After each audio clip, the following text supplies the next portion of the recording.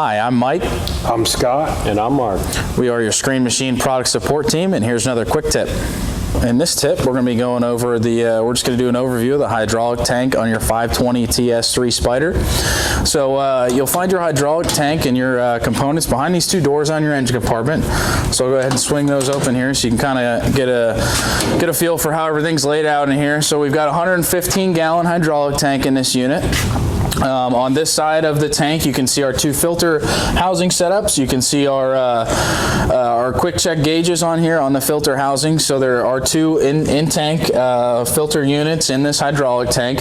A quick check for that, what you want to do every single day while it's running. Walk by here, take a look at these gauges here. You've got green, yellow, and red, one for each independent filter stack there. While it's running full load, full RPM, this little tank should be in the green. If it's starting to get in the red, you're getting close to needing your filters changed and serviced. If it's in the red, you need to do a filter service immediately. It means you've got restriction in this system.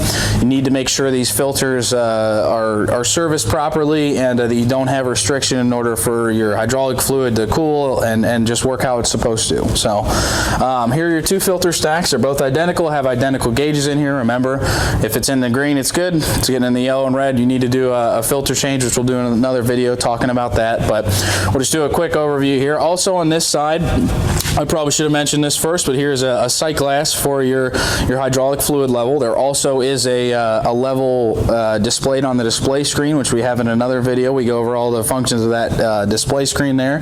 But this is just another physical check for you.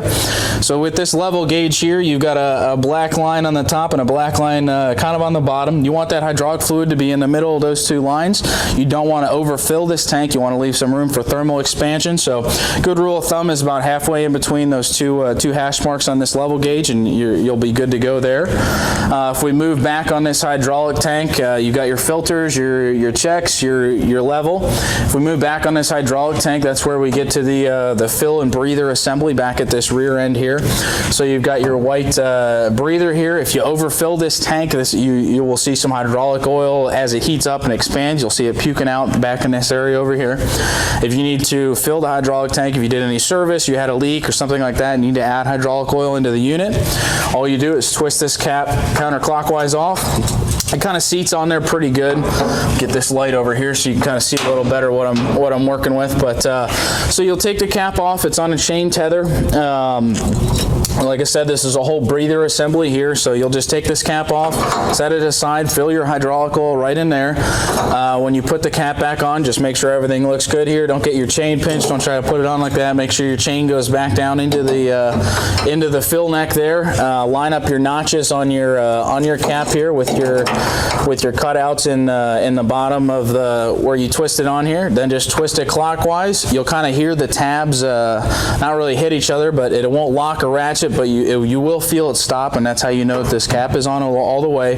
Definitely remember to put this cap on after you're done adding oil. You do not want any debris or anything like that to get into this hydraulic tank. You want to keep this oil as clean as possible. So that's pretty much all there is to it. Like I said, 115 gallons is what this hydraulic tank holds. We recommend ISO 32 hydraulic oil in it as well.